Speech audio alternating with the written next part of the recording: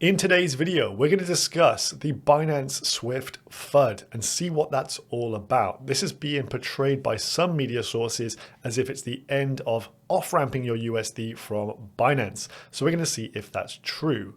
First of all, we're going to start with the BTC charts here, however, and please subscribe if you're new here. About 70% of viewers aren't subscribed. So go ahead and click that red button for me. It will help me out.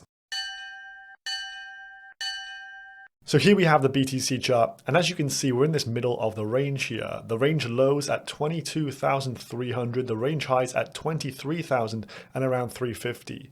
So the analysis from Eric Crown has been as follows. If Bitcoin can sustain a rally above this level, 23,350, and close above it on a 4-hour basis, then we're looking northwards to 24K. The low 24K is probably a stop off there before a move to 25,200 bucks.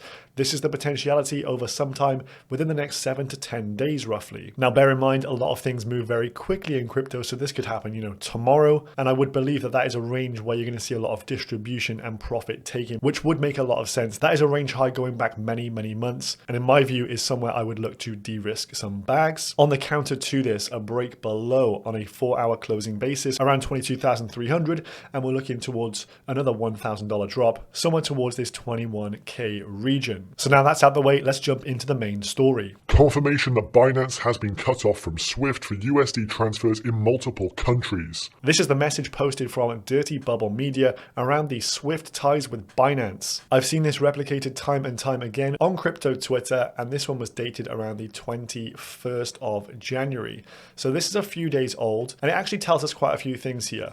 Binance is being heavily FUDded right now, and on top of this, the BTC price chart did not move off the back of this news, which is a little bit unusual and shows you the kind of posturing in the market when we have bad news events. And even if they are hit pieces and FUD headlines, we typically see Bitcoin take a bit of a nosedive if the market is looking frail, but it really did shrug this one off. So what is the real story behind this? Well, this was the email that Binanceans got from Binance Direct. We're writing to let you know about a change that may affect your services. Now this would be for US persons, as this is a Swift tie to USD. So in the what's happening section here, it states the banking partner that services your account has advised that they are no longer able to process Swift fiat USD transactions for individuals of less than 100,000 US dollars as of the 1st of Feb 2023. It also states this is the case for all of their crypto exchange clients. So the institution behind this is called Signature Bank. So Signature Bank, who have the Swift ties,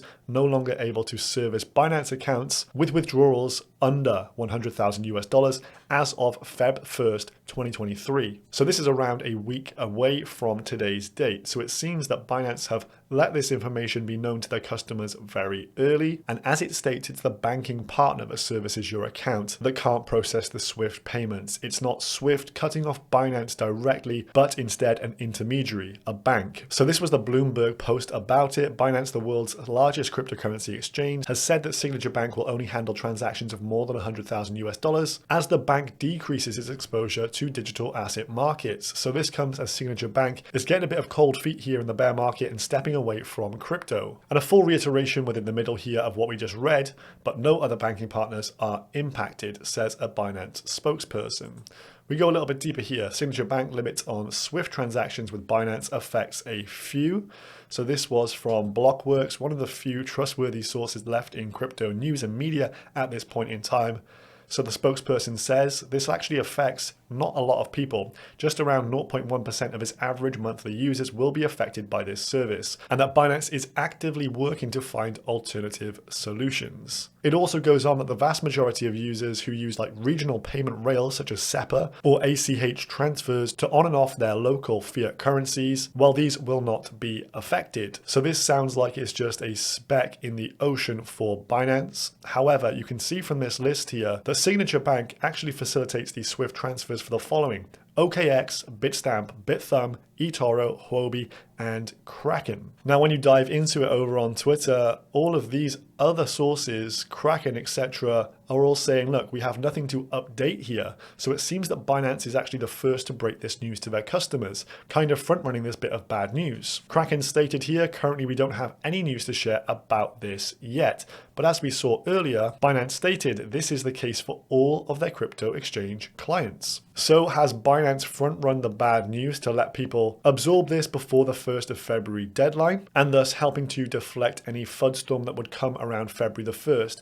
Think about it. If you controlled the media, you'd want this kind of thing to drop on February the 1st as the FOMC meeting takes place. This would be a great bit of market manipulation. And on top of that, this could also be one of those hit pieces to try and unsettle the crypto markets just to see how strong we are right now. And I'd have to say Bitcoin really did not react off this, so that is a positive signal. So my summation of this is that Signature Bank wants to step away from crypto somewhat, maybe try and distance itself. It's maybe got cold feet about all the regulation coming, and Binance being a partner that the US authorities are definitely going after, well, it makes a bit of sense. If you want to save some face, try and limit your usage with Binance. Then on the Binance side of things, you have them letting everyone know what the situation is before the other exchanges have done, so hats off for that. And so you do have time to prepare before February the 1st if this is your on and off ramp. So do take note of this. It's obviously going to impact 0.1%, but still that could be a relatively large number. And the final point to really look at here is if this is an ongoing issue and maybe could affect a load of other banks down the line, maybe there's some lobbying going on or something, and 100K becomes the threshold for actually getting SWIFT payments back out the system, well, maybe this is actually a story to be aware of and trying to ensure that you have rails that don't get affected by such happenings on other exchanges you may use. But that's all for this video. Let me know in the comments down below, what do you make of this Binance and SWIFT FUD? And I'll see you in the next one. Peace.